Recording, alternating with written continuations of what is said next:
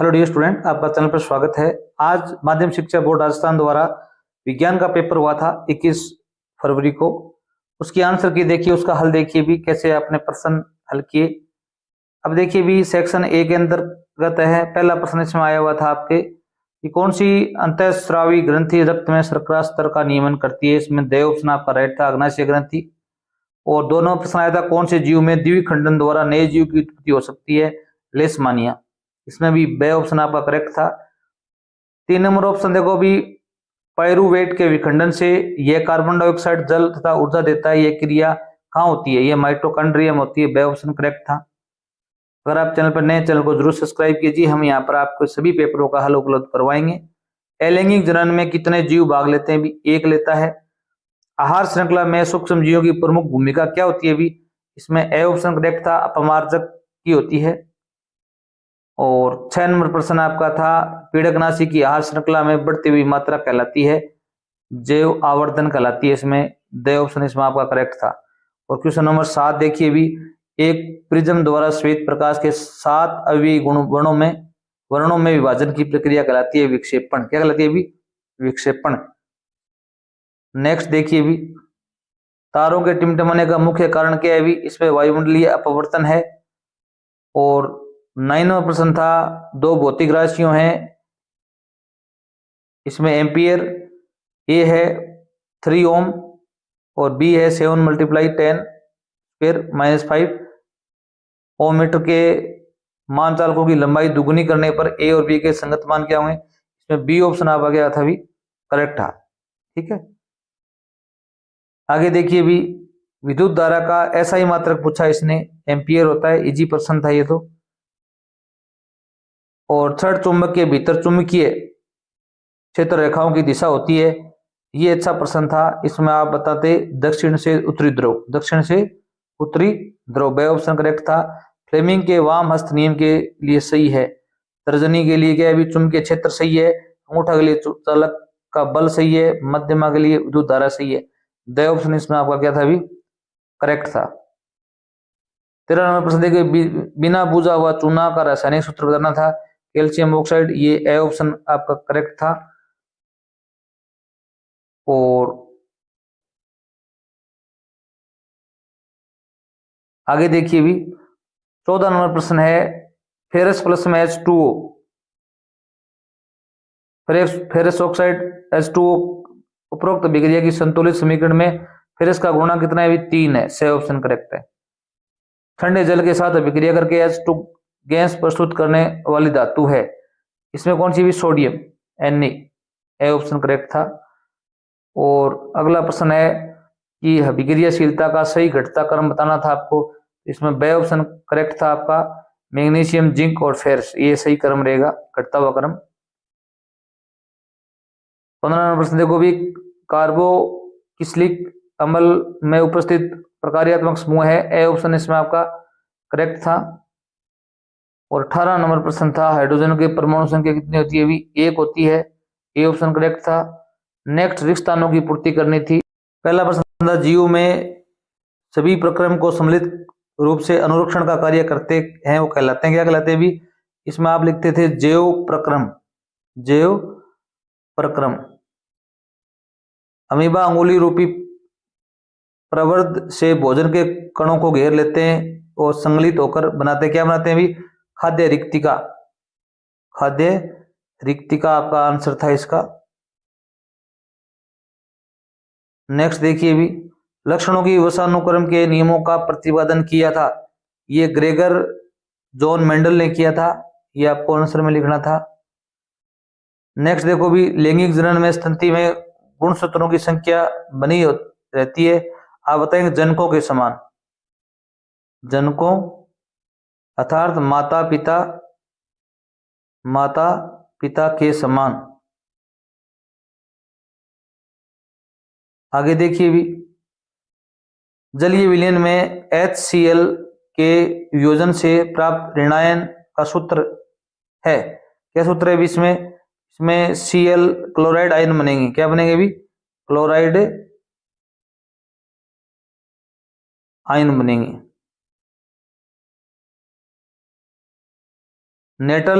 में खालिस्तान अम्ल की उपस्थिति के कारण हम नेटल के डंक से दर्द और जलन का अनुभव करते हैं। इसमें आप बता सकते थे मेथेनोइक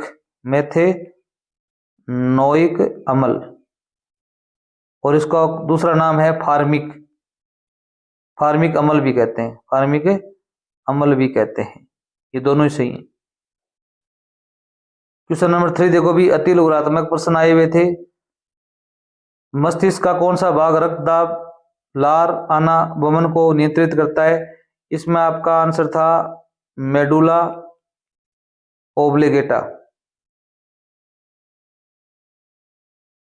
ठीक है, नेक्स्ट देखिए भी, पादपों में कौन सा हार्मोन कोशिका विभाजन को प्रेरित करता है?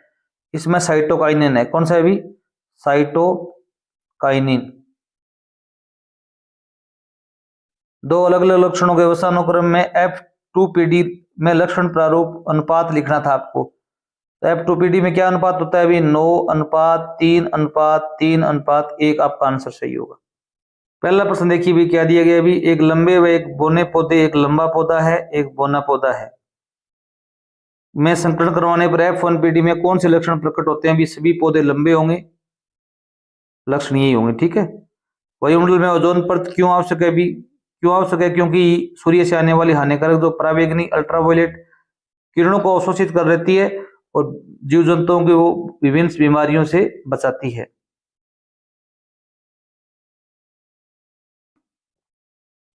आगे देखिए भी, गोलीय दर्पण के वक्रता केंद्र को परिभाषित करना था आपको। गोलीय दर्पण के परावर्तक पृष्ठ जिस खोखले कांच के गोले का एक भाग होते हैं, उस गोले के केंद्र को ही वक्रता केंद्र कहते हैं, ये लिखना था आपको। लेंस की क्षमता को परिभाषित करना था। आप बता सकते हो लेंस की क्षमता उसके द्वारा प्रकाश किरणों को अभिसरित और अपसरित करने की सामर्थ्य है। विद्युत चुंबक क्या है? भी एक प्रकार का अस्थायी चुंबक है जो नरम लोहे के कोर पर लिपटे विद्युत रोधी तांबे के तार की कुंडली में विद्युत धारा प्रवाहित करके बनाया जाता है। और विद्युत परिपथों में फ्यूज का क्या कार्य होता है? भी घरों में लगे होते हैं। ये अत्यधिक करंट के प्रवाह को रोककर उपकरणों और वायरिंग को सुरक्षित रखना इनका मुख्य कार्य होता है। और आगे देखिए भी 10 नंबर है, जिंक प्लस में सल्फ्यूरिक अम्ल प्लस बराबर में जिंक सल्फेट प्लस में हाइड्रोजन। उपरोक्त शब्द समीकरण के लिए संतुलित रासायनिक समीकरण लिखना है आपको। जिंक प्लस में H2SO4, जिंक सल्फेट प्लस में H2, ये विस्थापन अभिक्रिया का उदाहरण था। और यहाँ पर कैल्शियम हाइड्रोक्साइड, कार्बन डाइऑक्साइड जब अभिक्रिया करेंगे तो कौन सा उत्पाद बनेगा? भी कैल्शियम कार्बोनेट बनेगा, प्लस में जल का निर्माण होगा। एक्स का मान क्या होगा? भी कैल्शियम कार्बोनेट। सबसे अधिक तन्य धातु का नाम बताना था। सोना होती है, जिसे कहते हैं कि 1 ग्राम सोने से 2 किलोमीटर लंबा वायर बनाया जा सकता है। खंड ब में देखो 4 नंबर प्रश्न इसमें आया हुआ था। भोजन के पाचन में लार की भूमिका बतानी थी आपको। मुंह से ही पाचन की शुरुआत करना इसका मुख्य काम होता है और भोजन को निगलने लायक बनाना भी इसका काम होता है। पादपों में रासायनिक समन्वय कैसे होता है? भी इसमें आप बता सकते हैं मुख्य रूप से पादप हार्मोन, फाइटो हार्मोन नामक विशिष्ट रासायनिक पदार्थों द्वारा होता है, जो पौधे के शीर्ष, जड़ों और वृद्धि क्षेत्रों में संश्लेषित होते हैं। मानव के मादा जनन तंत्र में पाए जाने वाले 2 अंगों का कार्य समझाना था आपको। इसमें पहला है अंडाशय और दूसरा है गर्भाशय। अंडाशय में मादा युग्मक और हार्मोन का उत्पन्न करते हैं वो, और गर्भाशय क्या करता है? भी भ्रूण के विकास के लिए स्थान सुरक्षित करता है और शिशु को सहारा भी देता है। पारतंत्र में ऊर्जा प्रवाह सदैव एक दिशात्मक क्यों होता है? भी स्पष्ट कीजिए। आप कहेंगे हाँ, पारतंत्र में ऊर्जा प्रवाह क्या होता है? भी एक दिशात्मक होता है, एक ही दिशा में चलता है। सूर्य से उत्पादकों पौधों की ओर चलता है और उपभोक्ताओं शाकाहारी से मांसाहारी की ओर चलता है, वापिस नहीं होता। ये क्वेश्चन नंबर 8 देखो भी, अवतल दर्पण के 2 उपयोग बताने। एक तो अपने सेविंग दर्पण के रूप में काम आता है ये अवतल दर्पण, और दूसरा है वाहनों की जो हेडलाइट होती हैं उनमें भी ये काम आता है। खतरे के संकेत सिग्नल लाल रंग के क्यों होते हैं समझाइए भी। क्योंकि लाल रंग का जो तरंग दैर्घ्य है वो सबसे अधिक होता है, जिससे ठीक है कोहरे या धुएं में भी ये सबसे कम प्रकीर्णित होकर लंबी दूरी तक दिखाई देता है।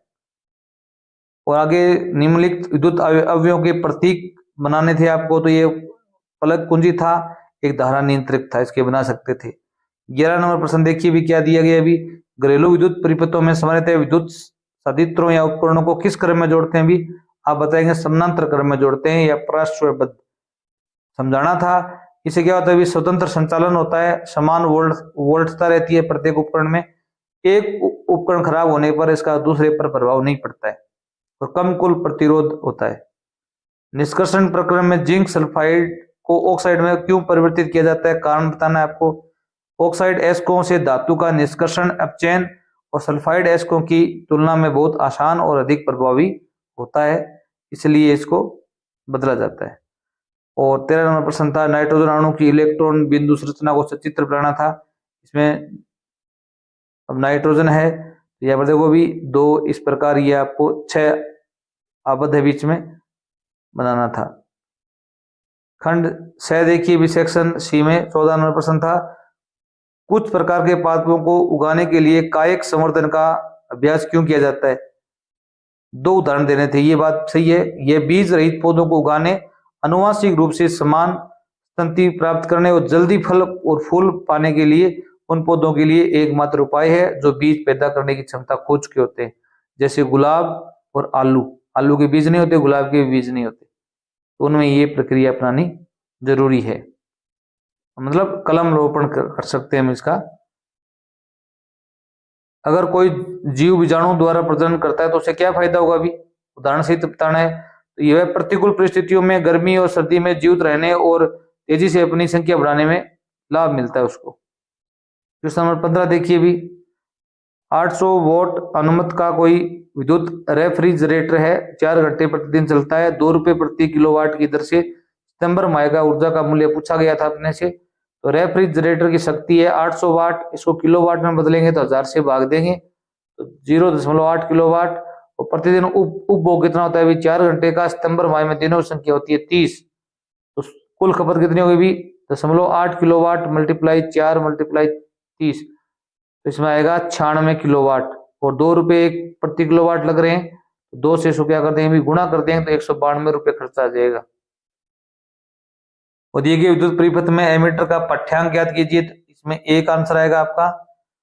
और 16 नंबर प्रश्न था, इसमें क्या था भी, पीबी लेड शीशा होता है क्या, कॉपर क्लोराइड विक्रिया करने से क्या बनेगा भी, एक्स कोई